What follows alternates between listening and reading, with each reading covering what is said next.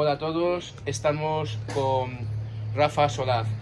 Soy Julio Tecles, soy un relator aficionado, y a través de la vela latina, la barca valenciana, conecté con gente maravillosa como Antonio Sanchís, como Rafa Solaz, y he conocido verdadera buena documentación como la de Julio Koch.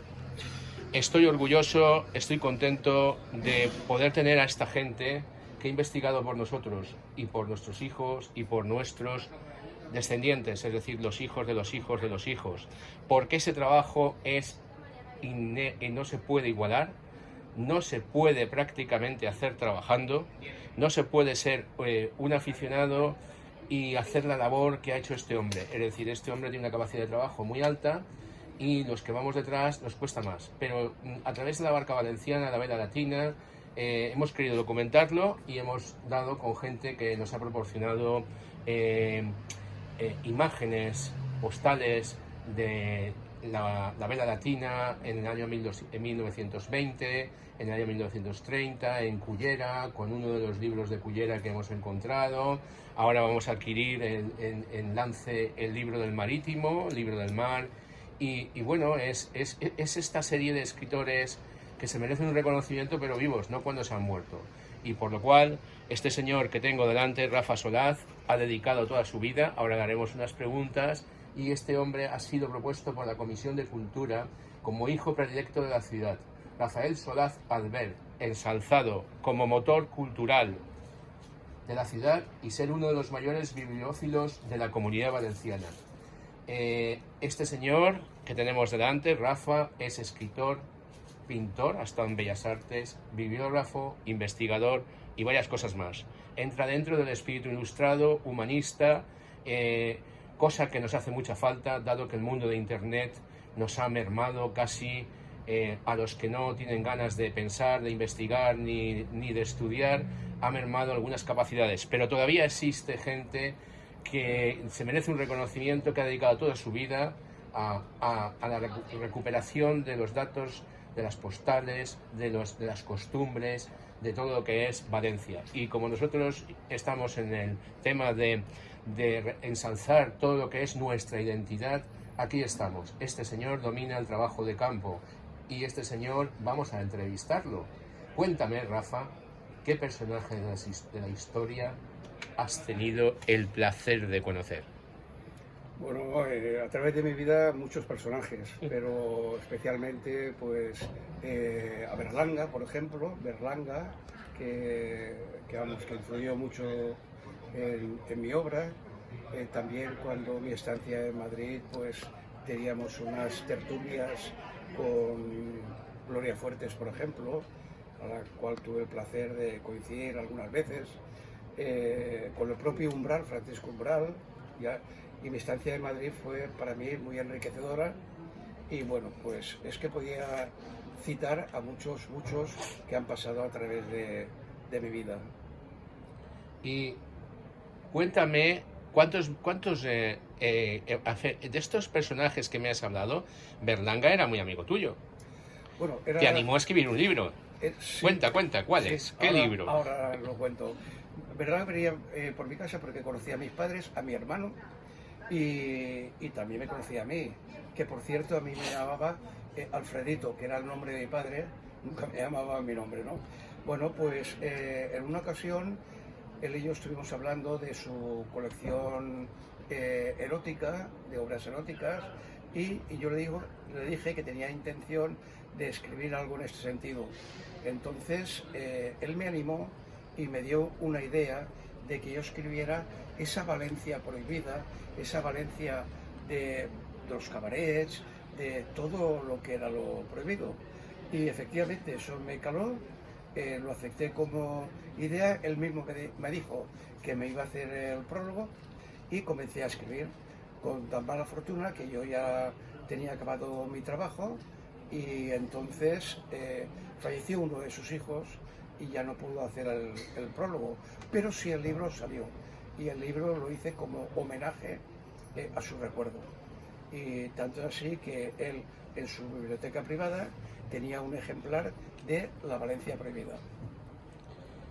Pues además no nos has contado qué te dedicó Gloria Fuertes. Bueno, Gloria Fuertes fue una anécdota muy graciosa porque ella siempre me decía que le gustaban mucho las naranjas y que a ver cuándo le traía naranjas de mi tierra, ¿no? Yo vivía en Madrid entonces. Y yo dije que sí y tal, pero entonces eran unos años, los años 70 y era muy complicado a lo mejor traer naranjas, ¿no? Pero que un día, estando en la Plaza Mayor, intervenía en un programa de televisión para niños y estamos allí los 3 o 4 que nos reuníamos con ella, el director de una galería, Galería Zolix de Madrid, una galería de arte, y ella estuvo escribiendo, yo pensaba que estaba haciendo notas para el programa y cuando ya fue a intervenir me la dejó, dice, para ti. Y entonces me dedicó una poesía que decía algo así, no sé si es textual, la tengo. Dice, hay naranjas de Valencia y naranjas de la China. Hay naranjas que sin pelarlas todas se montan de risa. Y bueno, fue algo muy gracioso y al final, pasado un mes, conseguí, por medio de una agencia de transportes, que le hicieran llegar una caja de naranjas. Y ya, bueno, ya perdí el contacto cuando vine a Valencia. Rafa, entrando en tu alma, ¿a ti qué más satisfacción te ha dado? ¿El dinero o esto? Vamos a ver, el dinero no me da ninguna satisfacción porque yo afortunadamente ni tengo el suficiente dinero como para no deber ni que me deban nada. Y entonces, para mí la satisfacción siempre es crear, es idear, es vivir, pero vivir dentro del mundo de la cultura.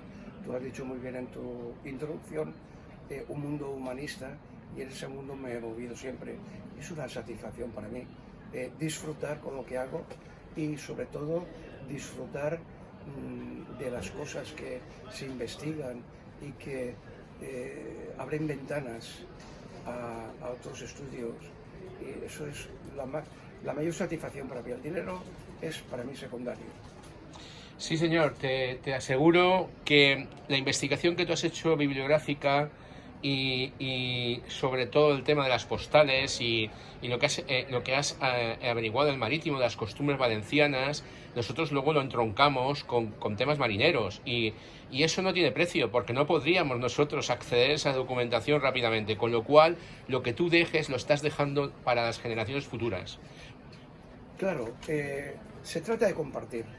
Vamos a ver, si todos compartiéramos los conocimientos, las generaciones futuras pues sabría cómo éramos, sabría de cosas que han pasado, que se van a perder para siempre. Has citado Internet, que es una fuente de información increíble, pero todo se diluye porque todo está comercializado y entonces se pierden esas pequeñas historias que han formado parte de la gran historia. Y sobre todo el costumbrismo valenciano que va cambiando a pasos agigantados y si alguien no lo cuenta, alguien que lo ha vivido no lo comparte, se pierde para siempre. Mira, yo te voy a contar una anécdota. Yo aún tengo pendiente escribir un pequeñito relato sobre el espionaje en Valencia para la Primera Guerra Mundial. Hay un filón ahí, hay un filón terrible. Es decir, pero ese filón no se puede completar si alguien no te habla de las cafeterías que habían, de los bares que habían, donde se reunían los espías. Claro. Esos eran centros neurálgicos del espionaje. O sea, aquí yo no sé mucho sobre eso, pero sé que han habido cafeterías donde igual se estaba tratando de la venta de un campo de naranjas que luego se estaba hablando de alguien que perseguían, alguien que, en fin, espionaje puro y duro. Y eso ha existido, yo creo que ha existido en todas las ciudades, pero claro, lógicamente en Valencia, y además es un tema es un tema súper desconocido. Sí, señor. ¿Y cómo se proveían a los submarinos alemanes? ¿Cómo se proveía todo esto? Que eran las barcas de pesca, que eran las barcas de vela latina y todas esas cosas. Incluso todo el mercado negro, digamos, que había y todo. O sea, que es un tema apasionante y que se debe contar. Yo también, vamos, a que hagas ese pequeño, como te dice, estudio. Sí, sí, es que tenemos varios buques hundidos delante de la costa valenciana, buques de transportes de uno de los dos bandos. Pero ya no es eso, es que para hacer una película hay que aterrizar en la documentación. ¿Y la documentación dónde está? La que habéis mirado vosotros. Naturalmente, y ya te digo, cualquier documentación, cualquier documento que no le des importancia, te abre ventanas y es infinito, la investigación es infinita, porque estás haciendo una cosa y te sale otra diferente, pero dices, esto hay que aprovecharlo, y de ahí surgen, pues eso, los proyectos, las ideas y los estudios posteriores. Pues yo te voy a hacer algunas preguntas, Rafa, un poquito porque la razón del premio que te dan es toda tu documentación, todo lo que tú has hecho, todo tu trabajo de horas y horas y horas y años y años y años. Según te he investigado, tú empezaste hace 60 años prácticamente, en el 2011 con tu primer libro.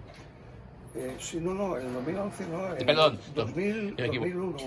2001, sí. No, tu primer libro cuando tenías, me equivoco, 11 años. Sí. Tu primer libro tú leíste cuando tenías 11 años. Sí, que yo compré en mi propia, o sea que compré con una paga de Navidad de las que dan un duro de esos antiguos de 5 pesetas. Me fui a las Cometes San Juan, ahí en frente a la Lonja, y compré mi primer libro, Las aventuras de Tom Sawyer, de Mark Twain. A mí me encantó porque yo no tenía libros en casa, mi familia no tenía libros, aparte de la guía telefónica que se tenía en casa. Bueno, pues de ahí comenzó todo. Ese fue el génesis de mi afición por la lectura y también por saber más. Pues yo te haré algunas preguntas también de algunos libros, por si me quieres decir algo, porque claro, las costumbres valencianas que tú has sacado además un libro que se llama Leer la cartilla. ¿Qué es Leer la cartilla? Bueno, Leer la cartilla fue un libro muy simpático porque este es un tratado de las cartillas de urbanidad. Sabes que en los colegios antiguamente, mayormente religiosos, pero otros no, la urbanidad era muy importante, el tratamiento, cómo tengo que tratar a los seres queridos, a los padres, a la sociedad en sí, y eso es una especie de normas que existieron desde el siglo XVIII y que a mí me hizo mucha gracia. Entonces hice un estudio sobre todas estas cartillas y bueno, el título Leer la cartilla es porque es una frase muy conocida y entronca dentro de lo que es en síntesis esta, digamos, colección bibliográfica de las cartillas totalmente de educación. Luego hablaremos de tus libros camuflados de activista, satírico, tipo Quevedo o Lope de Vega, pero eso vendrá hacia el final. Yo ahora quiero preguntarte, voy a enfocar directamente a estos señores, bueno, a una parte de uno y una parte de otro. Cuéntame, por favor, ¿qué es eso del Museo del Silencio? Bueno, ¿En qué lío te has metido? Vamos a ver, el Museo del Silencio es una cosa que lo comencé por un encargo del ayuntamiento en el año 2008, comencé a hacer los estudios y en el 2009 hice la primera ruta, porque el Museo del Silencio es un título que yo di a las rutas del Cementerio General de Valencia. El Cementerio General de Valencia están contenidos los 200 primeros años de historia o últimos años de historia de la ciudad y bueno, fue apasionante descubrir el cementerio, descubrir la simbología, la historia, los personajes, todo el arte que contiene un museo al aire libre y entonces pues de ahí me propusieron hacer un libro con todos esos conocimientos, todos los apuntes que tenía y bueno, pues ese fue el motivo de escribir el Museo del Silencio, que por cierto, las rutas las sigo realizando desinteresadamente y bueno, ya son pues desde el 2009, pues tú imagínate los años que han pasado y cada vez viene más gente. La última, este sábado pasado por ejemplo, 62 personas. Como ha dicho Rafa Solaz, el Museo del Silencio lo ha diseñado él, lo enseña él gratuitamente. ¿Cómo no vas a ser hijo predilecto de la ciudad? Bueno, eso es una de mis aportaciones, ¿no? Hay más, pero bueno, estoy muy orgulloso de que me hayan dado este reconocimiento y la verdad es que voy a seguir con humildad, con trabajo y yo siempre digo lo siguiente, necesito 2 vidas para llevar a cabo todos los proyectos que tengo en la cabeza.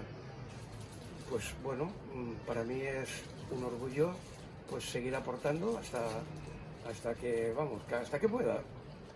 Oye, y yo que tengo una curiosidad un poco malsana, es decir, ese Museo del Silencio, ¿no ibais a hacer una ruta por la noche? ¿Por la noche? Sí. Sí, bueno, hicimos una ruta, porque lo dije yo al ayuntamiento en el momento dado, y entonces apuntaron 400 personas. Y 400 personas es una barbaridad. Entonces distribuimos las 400 personas en 3 rutas de unos 20 minutos cada una, en vez de hora y media que dura una ruta normal. Se llegó una noche, aquello era espectacular, yo enseñaba el cementerio con otros ojos, con otra luz, íbamos con linternas, pero hubo un problema administrativo, burocrático, y es que las rutas nocturnas conllevaban una ampliación del seguro, del propio seguro que tenía el cementerio. También se tenían que pagar unos extras a los funcionarios que habían allí y entonces se existió de repetir otra vez. Pero no cejo, o sea que quiero decir que voy a intentarlo otra vez porque ya digo, la ruta fue apasionante y la gente salía alucinada allí y veía el cementerio con otros ojos. ¿Había luna llena? No, en ese momento no, solamente se iluminaba un pequeño farolillo que había en la entrada y luego ya nos entramos hacia el interior, pues con linternas iba explicando yo simbología y todo, y claro, toda la gente estaba mirando de un lado para otro, ¿sabes? Eso sí, se veía como si fueran unas lucecitas pequeñitas, que eran los ojos de los gatos. Eso fue... Creía que ibas a decir el fuego de San Telmo. No lo hubo en ese momento. No lo hubo. Señor espectador, ¿estarías dispuesto a venir por la noche al cementerio? ¿Crees que te atreverás? Bueno, yo siempre digo, para quitarle un poco de importancia, ¿no? El cementerio es el lugar más tranquilo del mundo, lo puedo asegurar. Yo he estado por la noche haciendo mis estudios, estuve con un programa de Cuarto Milenio y la verdad es que allí no pasa nada. Siempre lo digo, el peligro está fuera. ¿Eso quiere decir que ahí no hay prestamistas en el cementerio? Bueno, en el cementerio, ¿sabes qué pasa? Que hay una especie de yuyú que tiene la gente y demás. ¿Y qué pasa? Que en esos momentos uno piensa que esas historias que se cuentan de cementerios es producto de la literatura, de las películas en sí. Allí no vas a pasar por una tumba que te va a salir una mano. Es una cuestión, ya te digo, totalmente de ficción. No, entonces, ¿esta no es del cementerio, esta mano? No, esa mano corresponde a un antiguo maniquí. El cementerio no. Bueno, le hemos dado un poquito de alegría a esto. Te quiero preguntar más cosas. Hay un libro que yo no conozco vuestro que se llama La Dona Valenciana. Dime un poquito de qué va. Ah, sí, La Dona Valenciana es un libro que yo le tengo mucho cariño. Está dedicado a mi madre. La portada es de mi madre cuando tenía 18 años. Y lo dedico a todas las mujeres que han pasado por Valencia, sea el siglo que fuera. Pero como es un libro totalmente de fotografía, pues lógicamente lo inicio en el siglo XIX, que es cuando aparecía la fotografía, hasta mediados del siglo XX. Yo le tengo especial cariño por eso, porque está totalmente dedicado a mi madre y en general a todas las mujeres que han formado parte, que son anónimas, pero que han vivido, han tenido alegrías, desgracias, penas, pero que han formado parte del tejido social de esta ciudad. Y yo le doy mucha importancia. Rafa Solaz ha hablado del corpus, ha escrito sobre el corpus y recuperado información, fiestas y costumbres del Carmen, Valencia ciudad postal, oficios y costumbres valencianas, la Feria de Julio, San Vicente, Blasco Ibáñez. Ha difundido el erotismo en la literatura popular. Nos sorprenderíamos en qué años y en qué décadas. No sé quiénes son más modernos, si los antiguos o nosotros. Pues sí. Realmente todo lo que es el costumbrismo a mí me gusta. No me interesan las grandes historias de los reyes, de las grandes batallas. No me interesa el costumbrismo del pueblo llano, de la gente normal. Y dentro de ese costumbrismo, pues lógicamente están las fiestas. Las fiestas es una de las representaciones sociales más importantes que puede tener la sociedad y en cualquier lugar. Y luego, pues la cuestión del erotismo es porque forma parte de la vida. Y yo, hay uno de mis libros que es Figues y Naps, que recogí todos una síntesis de los escritos, de las poesías, de todo lo que se contaba antiguamente, desde tiempos muy antiguos. Y lo que tú dices de que si eran más modernos o menos modernos, yo creo que había más libertad, más picardía, más obra satírica que actualmente. Actualmente yo creo que se ha perdido un poco la sátira. La sátira se ha perdido entre la gente en general, vamos. Antiguamente había mucho más picardía. ¿Consideras que la espada más dañina es la de la palabra? Con humor y con sátira. Bueno, pues la palabra es, efectivamente, puede ser una espada o puede ser una pluma, puede ser, no lo sé, la palabra es muy importante. Y ya lo dije Maxau, por ejemplo, que mientras escriba permanece. Y entonces yo pienso que la parte satírica, por ejemplo, ha habido, vamos, cuchilladas y vamos, muy importantes porque ahí se ha hecho crítica, pero de una forma graciosa, de una forma con sátira, de la cual están muy acostumbrados los valencianos. Hablando de la sátira, tú has sido un activista que ha sacado 2 libros totalmente satíricos, y es satírico hasta la calle donde se dice que se ha impreso, hasta la imprenta, perdón, el país donde se ha hecho. Pero no lo vamos a decir, porque, señor televidente, búscalo tú, a ver si lo encuéntralo. ¿Dónde están los 2 libros satíricos de Rafa Solaz? Bueno, más que a lo mejor satíricos, escatológicos. Y eso es una pista que puedo dar a todo espectador. Busca, a ver si lo encuentras. Una pregunta más que te quiero hacer es... yo he estado en tu estudio y me dijiste que vinieron unos señores de Inglaterra. ¿Qué querían hacer esos señores de Inglaterra? ¿Qué querían los guiris? Bueno, vamos a ver. Perdón por lo de guiris, es que estoy de cachondeo. Sí. Ellos querían hacer todo un documental sobre la Valencia erótica, hacerme a mí una serie de entrevistas, incluso ponderando mi labor como investigador en este campo, ¿no? Y entonces venían, y era verdad, venían de la parte de la BBC inglesa, o sea, la televisión inglesa, y vinieron 7 u 8 personas, había producción, había, en fin, y estuvimos pues 3 o 4 días grabando, y dijeron que se habían alucinado. Para ellos les enseñé libros, libros valencianos y todo, bueno, increíble. Se fueron, perdí el contacto con ellos y nunca más supe nada.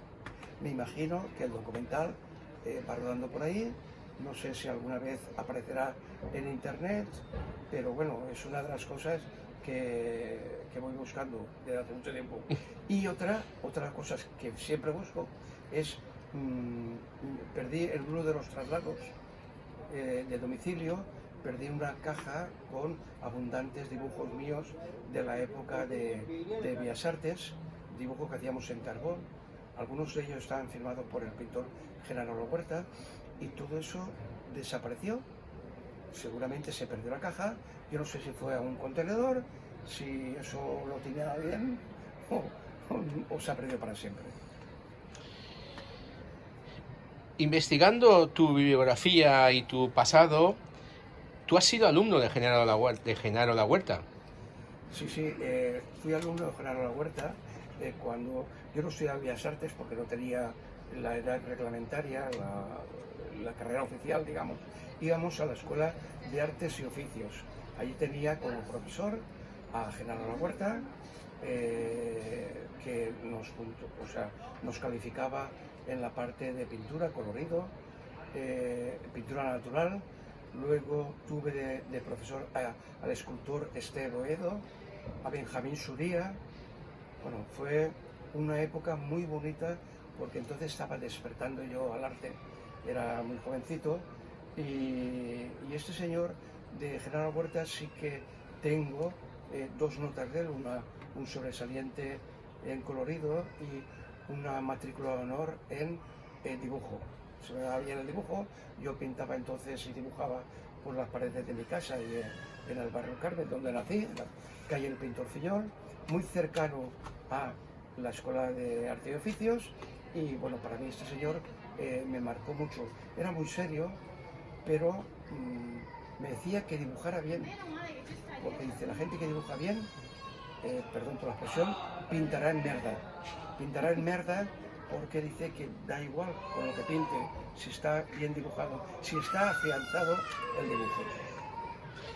Yo, además, quería preguntarte, ya estamos terminando casi la entrevista, pero has hecho un montón de cosas, porque si ahora empiezo a sacar todo lo que he visto de ti, has estado en la facultad hace muy poco de medicina. ¿Qué has hecho allí? ¿Qué has hecho allí? Bueno, en la facultad de medicina me puse en contacto con la vicerrectora de la universidad, y allí, bueno, estuvimos hablando de mi colección de fotografías post-mortem, y esa colección ella digamos que la vio de mucho interés, dice, oye, ¿por qué no hacemos una exposición? Y entonces hicimos una exposición hace poco, que bueno, que aún estará, va a ser itinerante, de fotografías post-mortem, y eso está en la Facultad de Medicina. Le dieron mucha importancia, fue mucho público el día de la inauguración, y quizá también sea el germen de una gran exposición sobre la muerte en sí. Yo tengo mucha documentación, no es que tenga una colección necrológica importante, sino que tengo muchas cosas, pero le dio mucha importancia porque dice que es algo poco conocido y sumamente interesante. No vamos a hablar del nicho 1501 porque es lo que más se conoce. Entonces, señor televidente o que mires, busca tú mismo el nicho 1501 y te sorprenderás. Quería preguntarte más cosas. Además te han llamado para llevar fotografías de la Guerra Civil, exposiciones y cosas así, ¿no? Claro, es que, vamos a ver, al tener un fondo documental, fotográfico y de imágenes, porque también tengo grabados o objetos, tengo un poco de todo, pero al final es un mucho. Pues, claro, instituciones, investigadores, estudiosos y tal, se ponen en contacto conmigo para que les aporte esa serie de fotografías, esa serie de imágenes u objetos para exposiciones, y yo con gusto las cedo y ya está. O sea, que quiero decir que en este momento se convierte uno en un coleccionista que, digamos, comparte su colección. Y eso se trata, no atesorar como si fuera un almacén, sino compartir. Y bueno, pues quedamos pocos. Pocos, y si cuentas las horas que le has dedicado, es casi otra vida, ¿eh? Bueno, es que en las horas también está la ilusión y también está la satisfacción. Hay quien se lo pasa bien pues yendo al bar y jugando a las cartas y yo, para mí es una satisfacción, y entonces no me importan las horas, porque esas horas son de ilusión, de crear y de investigar y de disfrutar en sí. Oye, y cuéntanos un poco, ya porque te he hecho un pupurri, pero es que he intentado que esta entrevista no sea la entrevista al uso, sino un poco diferente. Y entonces, Lo eh, prefiero, ¿eh? sí, sí, podemos contar chistes y todo. Mira, la pregunta es de la Valencia mágica, de esa Valencia mágica, ¿qué vistes tú en la Puerta de los Apóstoles y a qué libro está incluido? ¿En qué libro está incluido? Bueno. Valencia, al igual que muchas ciudades, ¿no? Siempre ha tenido sus misterios, sus puntos donde ocurrían cosas o donde hay cosas que dan que pensar. Hay veces que pues un viandante no se da cuenta, pasa 1000 veces por un sitio y no se da cuenta. Estamos hablando de una Valencia totalmente mágica y misteriosa. Eh, yo sé a qué libro te refieres, pero también invito al espectador a que lo vea, ¿no? El punto, por ejemplo, hay varios puntos. Por ejemplo, el misterio del barbero asesino de la calle Cerrajeros, que es muy importante. Eso, fue una investigación mía basado en un manuscrito que tengo, y además el autor dijo que era un hecho verdadero. Los relieves de la puerta de la catedral, la puerta gótica, hay unos relieves que pasan desapercibidos y se ve una especie de demonio. Son figuras fantasmagóricas que se hicieron en su momento, en el siglo XV, y bueno, esa Valencia que nos da puntos donde podemos pensar y asombrarnos, y hay veces que no sabemos lo que en sí representa, o sucesos increíbles que han pasado, por ejemplo la Casa de los Ruidos, o más modernamente la finca de la calle Tres Forques con Cuenca, que fue un centro de muertes violentas, y bueno, pues eso da mucho que pensar. La Valencia del más allá, es el libro. Lo he dejado para el final.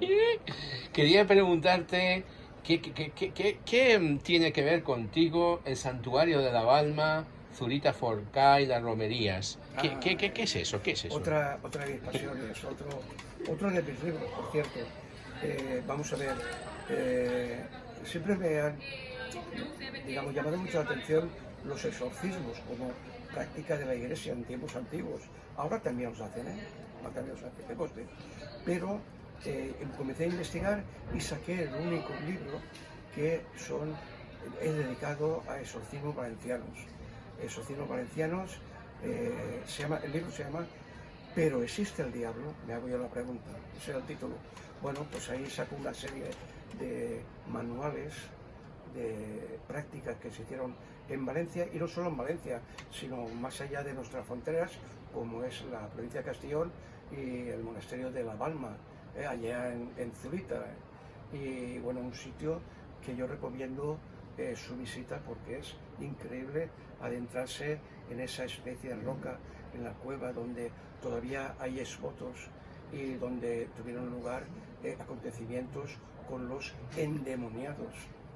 Fabuloso.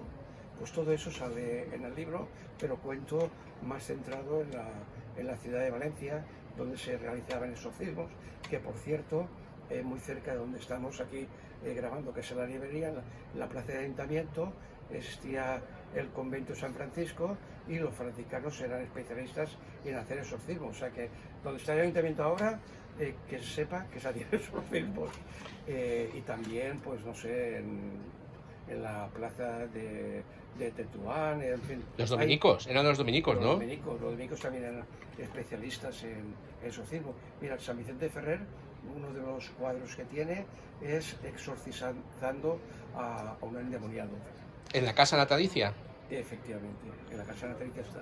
Muy bien. Bueno, quiero decir que esa fue otra de mis dedicaciones durante mucho tiempo. Tuve el placer, el honor y la satisfacción de hablar con el exorcista oficial de la catedral, el señor Roca. Me parece que ha fallecido ya, pero que bueno, que me dio también muchos apuntes y coincidimos en muchas cosas.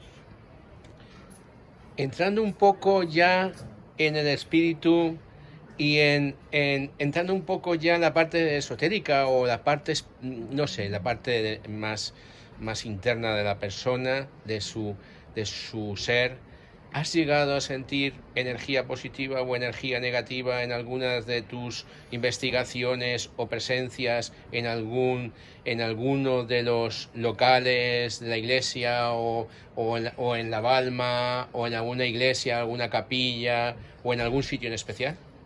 Pues realmente no. Vamos a ver, me explicaré. Yo siempre voy con el sentido analítico, el sentido de tomar notas, el sentido de... Quiero decir que tampoco he estado pendiente a ver si tenía alguna sensación rara, alguna cosa. No, yo he ido a lo mío y vamos, no... hay mucha gente, por ejemplo, que es creyente y que puede tener esa sensación y puede tener... No. Yo he ido. Lo que pasa es que sí que me ha ocurrido alguna cosa en la vida que da que pensar. Por ejemplo, en un trabajo que tuve, íbamos con un coche todos los días y resulta de que en ese coche, pues durante 2 años íbamos a Castellón, volvíamos y un día me desperté con un freno grande por la mañana y me dijo mi jefe que oye, ni se puede venir y tal. Y ese día es el único que falté en 2 años que íbamos allá a Castellón. Pues bueno, ese día mi jefe tuvo un accidente muy fuerte y se salvó de milagro. Estuvo varios días en coma y precisamente el golpe, digamos, que recibió de un camión, lo recibió en la parte donde debía ir yo. Yo creo que tengo en ese sentido un ángel que me protege. Pues muy interesante lo que has dicho. Solo me queda saber el número de libros que tienes. Pues mira, y si te caben. No los he contado ahora, pero creo que son unos 37, me parece, en estos momentos. ¿37.000? No. ¿Tuyos? 37 escritos. ¿Escritos ya? Escritos. Y luego el número de, pues creo que voy por la ficha 12.500, una cosa así.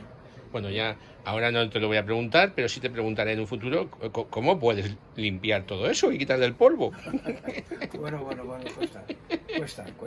Y si tienes algún ratoncillo, amigo tuyo, que te acompaña cuando lees esos libros. No, cuesta. Hay libros que los tengo protegidos por una vitrina de cristal, por los libros a lo mejor que son más antiguos, más importantes, por aquello de la preservación. Pero bueno, simplemente un plumero y un buen ambiente, que no haya humedad, es suficiente.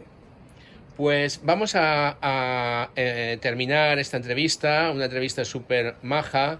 Tendremos más entrevistas si el autor lo permite. Lo que pasa es que hay que leer primero su libro para entrar en profundidad en qué sintió cuando escribió y cuando contó. Creo que lo próximo que hay que hacer no solo que es que le hagan hijo predilecto de la ciudad, sino que en vida, no cuando uno se ha muerto, en vida le dediquen una calle. Ahí lo dejo, señores políticos. Gracias y hasta la próxima. Un placer.